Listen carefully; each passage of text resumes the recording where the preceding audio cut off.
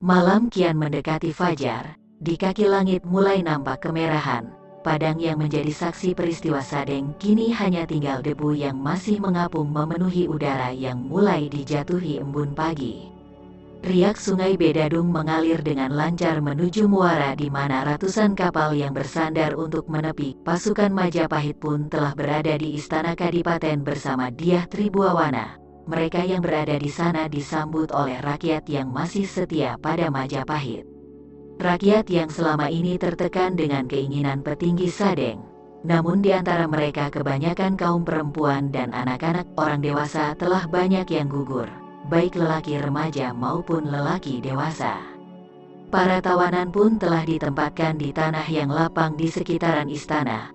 Penjara di Kadipaten tidak cukup menampung para tawanan itu. Para tawaan itu dijaga ketat oleh prajurit yang bergantian menjaga mereka. Raden Jenaka juga telah terlihat berada bersama Dyah Tribuawana. Banyak hal yang ingin ditanyakan Dyah Tribuawana, namun tentu saja Ratu Majapahit itu tidak segera menanyakannya. Situasi perang telah menguras tenaga dan pikirannya.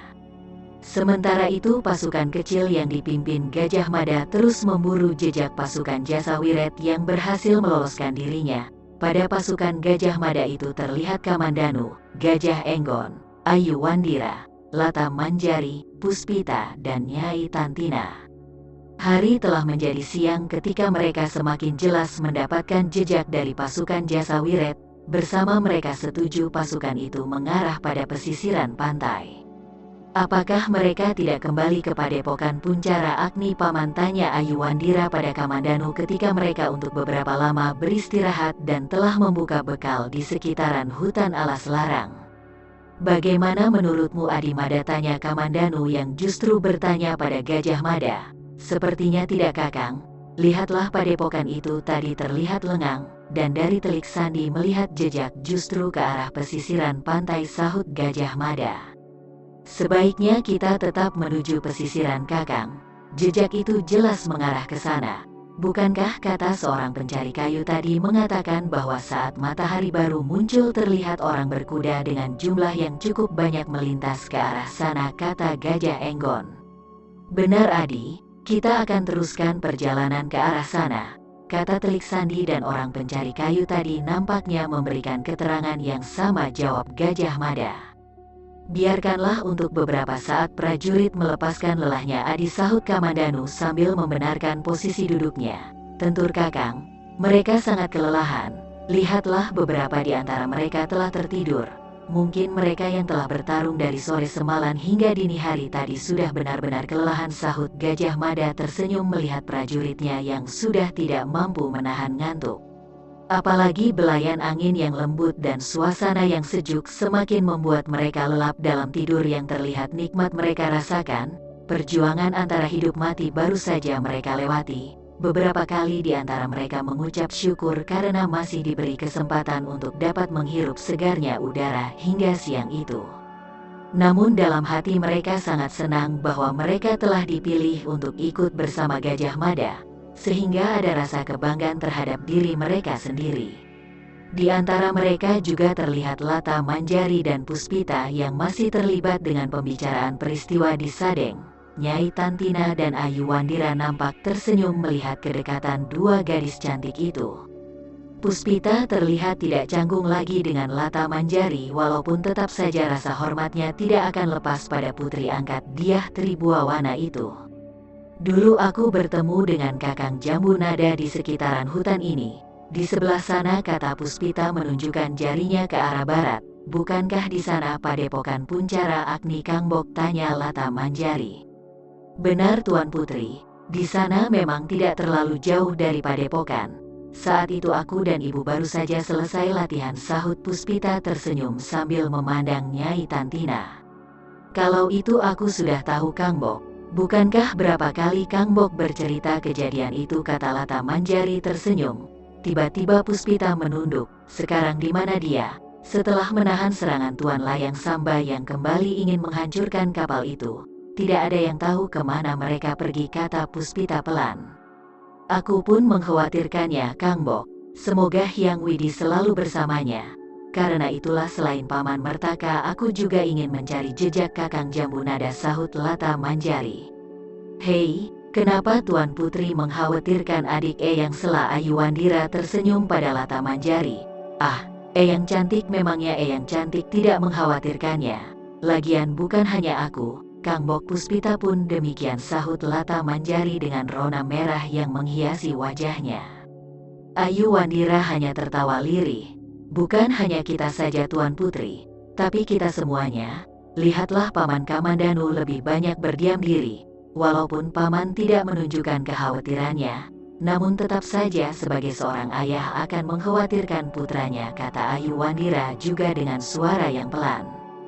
Sesaat keempat makhluk yang berhati lembut itu berdiam diri, masing-masing dengan pemikiran dan segala pertanyaan yang membebani benak mereka. Ayu Wandira yang walaupun mulai menerima kejadian atas musibah yang menimpa mendiang suaminya, namun tetap saja dari relung hatinya seakan menjerit, apalagi peristiwa itu terjadi tepat di depan matanya. Putri Meisin itu berusaha menenangkan perasaannya dengan mencoba berpikir bahwa apa yang terjadi merupakan widadari yang maha kuasa, belum lagi masalah ayahnya, Arya Dwi Pangga. Wanita cantik itu berusaha untuk tidak menyalahkan ayahnya, bahwa kejadian suaminya itu karena mencari ayahnya. Pahit rasanya ketika melihatnya ayahnya berjuang demi kadipaten yang telah makar terhadap negeri Majapahit. Ada rasa benci yang semakin menebal terhadap ayahnya, Arya Dwi Pangga. Lain halnya apa yang dipikirkan Nyai Tantina dan Puspita. Mereka masih mengenang Ki Mertaka yang telah salah langkah, tidak menyadari bahwa selama ini dimanfaatkan oleh orang tua bongkok dan jasa wiret. Mereka merasa bersalah karena belum sempat mengatakan dan mengingatkan hal itu pada Ki Mertaka. Bahkan Puspita semakin ditambah kekhawatirkannya terhadap menghilangnya Jambu Nada. Dia berusaha untuk tidak memikirkan itu, terlebih lagi gadis cantik dari Padepokan Puncara Agni itu tahu ada hubungan istimewa antara Lata Manjari dan Jambu Nada. Lata Manjari pun mengkhawatirkan Jambu Nada. Namun dia yakin bahwa Jambu Nada dapat mengatasi Layang Samba. Putri mendiang Patih Nambi itu berpatokan bahwa Jambu Nada pernah beradu tanding dengan Layang Samba dan Jambu Nada mampu mengatasi Layang Samba. Dia tidak tahu bahwa Jambu Nada pun pernah dikalahkan oleh Layang Samba, karena yang tahu hanya Kamandanu. Putri angkat Dyah Tribuawana itu pun memikirkan Ki Mertaka. Di matanya Ki Mertaka adalah seseorang yang setia terhadap ayahnya kandungnya Mahapatih Nambi, yang rela berkorban demi apa saja untuk Mahapatih Nambi. Ada rasa bersalah yang terbesit dari hatinya. Tentu Ki Mertaka akan kecewa melihat bahwa dirinya lebih membela Majapahit, padahal selama ini Ki Mertaka berjuang untuk dirinya, demi nama Mahapatih Nambi. Demikianlah setiap manusia mempunyai masalah masing-masing walaupun di antaranya tetap ada yang berkaitan, sehingga dibutuhkan kerjasama antara sesama. Manusia pada dasarnya dihadapkan pada masalah agar semakin dewasa dan bijak dalam menghadapi hidup yang penuh dengan tanda tanya. Kehidupan yang fana hanya menjadi jalan menuju alam yang lebih kekal, di mana tempat semua makhluk berada.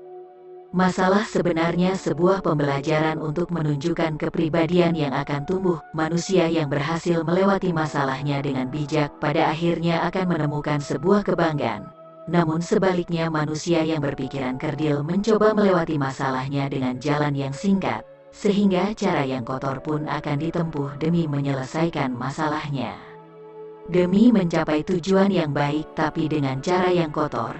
Melanggar aturan norma tentunya bukan keinginan dari Yang Maha Kuasa, karena manusia yang demikianlah adalah manusia yang hanya memuaskan keinginan lahiriah, keinginan pribadi dengan memanfaatkan apa saja, tidak peduli apa itu hak, apa itu kewajiban.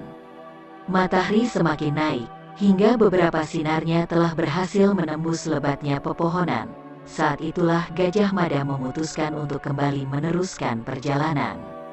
Terlihat prajurit pun sudah semakin segar setelah menikmati bekal yang mereka bawa serta dapat tidur bareng sejenak membuat tubuh merasa terasa lebih enak, paling tidak menghilangkan penat dan letih. Mereka adalah prajurit pilihan yang memang sengaja dipilih Gajah Mada. Mereka rata-rata mempunyai daya tahan tubuh yang kuat dan telah terlatih dengan baik. Maka kembali iringan itu melanjutkan perjalanan ke arah pesisiran pantai. Setelah cukup lama berada di atas punggung kuda, mereka dikejutkan dengan suara auman dan deru pohon yang bertumbangan. "Bukankah itu Kakang Jambu Nada yang patih?" kata Lata Manjari pada Gajah Mada. "Benar Tuan Putri, sebaiknya kita jangan terlalu mendekat, itu sangat berbahaya," jawab Gajah Mada. "Adi Mada, rupanya pasukan Wiret berada di sekitaran tempat ini. Kita akan berjaga-jaga di sini. Sangat sulit dan berbahaya kita akan ke sana sekarang. Kekuatan Jambu Nada dan Layang Samba bukanlah kekuatan biasa," kata Kamandanu berbisik pada Gajah Mada. "Benar Kakang, tapi di mana pasukan mereka?" tanya Gajah Mada. "Mereka berlindung di atas bukit yang menjorok itu," sahut Kamandanu. "Apakah mereka melihat kehadiran kita kini?" Gajah Engon yang bertanya. "Aku belum tahu. Tapi tidak mungkin Jasa Wiret dan Ki Panumerta tidak mengetahui keberadaan kita," sahut Kamandanu. "Baiklah, kita akan mengawasi dari sini. Kewaspadaan kita harus ditingkatkan," kata Gajah Mada pelan. Kini mereka disibukkan dengan melihat pertarungan yang terjadi di depan mereka. Jarak mereka memang cukup jauh, namun karena hutan itu yang telah lapang menjadi cukup jelas melihat pertarungan yang terjadi. Prajurit Majapahit yang melihat peristiwa itu seperti tidak percaya. Mulut mereka sedikit terbuka, bahkan di antara mereka beberapa kali menggososkan matanya. Takut-takut yang mereka alami adalah mimpi. Memang demikianlah. Apa yang terjadi antara Layang Samba dan Jambu Nada adalah pertarungan yang tidak akan mampu dilakukan oleh manusia biasa. Memang hanya orang pilihan yang mampu melakukan hal demikian. Semenjak dini hari tadi hingga matahari yang telah mencapai puncaknya, keduanya terlihat tidak mengalami kelelahan. Padahal yang terjadi di sekitaran mereka sungguh mengerikan. Beberapa binatang yang lewat dengan segera mengering. Nampak kulit harimau dan kulit rusa telah mengering terimbas kekuatan Layang Samba. Kekuatan Layang Samba yang bersifat membunuh memang menghancurkan apa saja yang terkena oleh kekuatannya. Namun sebaliknya berlawanan dengan kekuatan Jambu Nada yang bernafaskan kelembutan, bersifat menyembuhkan dan memberikan kehidupan. Jika saja tidak berbenturan dengan kekuatan Jambu Nada, mungkin seluruh hutan alas larang itu akan mengering dan tandus.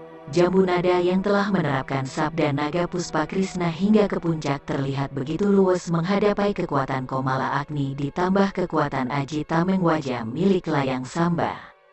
Bukan main. Selain hawa panas dari tubuh Layang Samba juga telah mengeluarkan bisa racun karena pemuda itu juga menerapkan Aji Tapak Wisa dari mendiang Dewi Upas yang terus ditingkatkannya sehingga melebihi baik ibunya Dewi Sambi maupun Dewi Upas. Namun hal itu tidak berpengaruh banyak pada Jambu Nada. Dengan segera racun dan hawa panas itu dihisap oleh kekuatan sabda naga Puspa. Tubuh Jambu Nada yang telah merah putih kebiruan dengan totol hitam semakin mengerikan bagi mereka yang melihatnya. Matanya yang terlihat merah biru keputihan sesekali beradu dengan seleret sinar kemerahan dari mata Layang Samba. Rupanya sedikit demi sedikit Layang Samba juga telah membangunkan kekuatan Sang Amura Durjana, sehingga benturan itu tidak terlalu berpengaruh pula padanya. "Jambu Nada, aku sengaja ingin bermain-main dulu denganmu, aku ingin perlahan-lahan menyiksamu," kata Layang Samba sambil terus melibaskan tangan dan sikutnya ke arah Jambu Nada. "Tapi sepertinya apa yang Tuan lakukan tidak terjadi denganku. Lihatlah, aku sama sekali tidak merasakan bahwa Tuan menyiksaku," sahut Jambu Nada tenang sambil menahan sikut Jambu Nada dengan telapan tangannya. "Mungkin saat ini belum Jambu Nada, tapi lihatlah nanti. Kau tidak akan mampu bertahan berhari-hari," sahut Layang Samba dengan suara keras sambil kakinya mengarah ke perut Jambu Nada. "Baiklah, marilah kita lihat nanti. Aku pun ingin bermain-main dengan Tuan. Rasanya sudah lama aku tidak menggerakkan tubuhku," sahut Jambu Nada dengan tersenyum sambil mengerutkan perutnya ke belakang sehingga kaki Layang Samba tidak berhasil menyentuh perutnya. "Kau telah banyak bersalah padaku Jambu Nada. Pertama, ayahmu telah membunuh ayahku, sehingga sampai mati pun aku tetap menung kalian di sana. Kedua, kau telah merampas putri Lata Manjari dariku. Dan ketiga, kau telah menghalangiku menghancurkan kapal-kapal laknat itu," seru Layang Samba sambil semakin mempercepat serangannya. Jambunat meloncat ringan menghindari libasan lutut Layang Samba yang hampir mengenai dagunya. Dengarlah Tuan Layang Samba, walaupun telah samar namun aku masih ingat apa yang dikatakan ayahku saat pertama kali kita bertemu. Ayahku mengatakan bahwa apa yang terjadi pada ayah Tuan, Paman Bajil adalah karena perbuatannya sendiri. Paman Bajil telah banyak membuat kekacauan di bumi Majapahit, sehingga ayahku diperintahkan Gusti Prabu Senggramawiacia untuk menghentikan perbuatan Paman Bajil, dan lagian beliau tewas karena bermain-main dengan pedang naga puspa yang Paman Bajil sendiri tidak mampu menguasainya. Dan lihatlah sendiri, ayahku sengaja melepaskan ibu Tuan, Dewi Sambi karena Bibi Sambi sedang mengandung Tuan. Ayahku tidak sejahat yang Tuan pikirkan. Berpikirlah jernih Tuan. Dendam hanya melahirkan angkara murka yang tidak akan habis-habisnya. Terdengar suara jambu nada sedikit agak keras. Sejenak Layang Samba terdiam mendengarkan apa yang dikatakan jambu nada. Namun cepat dia mengusir rasa cengeng yang muali mengusik perasanya. Aku tidak ingin mendengar ocehanmu yang tidak berguna itu, kata Layang Samba keras. Aku hanya ingin kau mati dan begitu juga dengan ayahmu. Maka terbalaslah apa yang ayahmu lakukan pada ayahku. Jambu nada nampak berpikir keras. Apalagi caranya untuk melunakkan hati pemuda yang berada di depannya itu. Lanjut Layang Samba, kau juga telah merampas Putri Lata Manjari dariku. Aku tidak merampasnya dari Tuan. Aku memang ditugaskan untuk menjempunya, jawab jambu nada. Apapun alasanmu, kau telah mengusik ketenanganku, sahut Layang Samba. Kau dan ayahmu sama saja. Selama kalian masih hidup maka aku tidak akan tenang berada di dunia ini. Kini pemuda itu memutar tubuhnya bertumpu pada satu kakinya. Berikutnya tubuhnya melengking ke atas dan segera menyeranak jambu nada yang nampak mengepakkan tangannya. Kemudian menyilangkannya di dadanya. Kembali benturan dahsyat terjadi, suara ledakan terpancar dan menghancurkan bebatuan yang berada di sekitar mereka. Layang Samba terpental ke belakang, tapi segera kakinya menjejak di tanah sehingga mampu menopang berat tubuhnya. Lain halnya dengan jambu nada, pemuda dari lereng Gunung Arjua itu terlihat termundur, namun dengan cepat jemari kakinya mencengkram tanah agar tidak terjatuh. Kembali keduanya berdiri tegak saling memandang. Mata sinis Layang Samba nanar menatap jambu nada yang melihatnya tanpa ekspresi sedikit pun. Sementara dari bukit yang cukup jauh dari tempat itu, Jasa Wiret bersama beberapa petinggi kadipaten nampak begitu serius melihat pertarungan yang terjadi.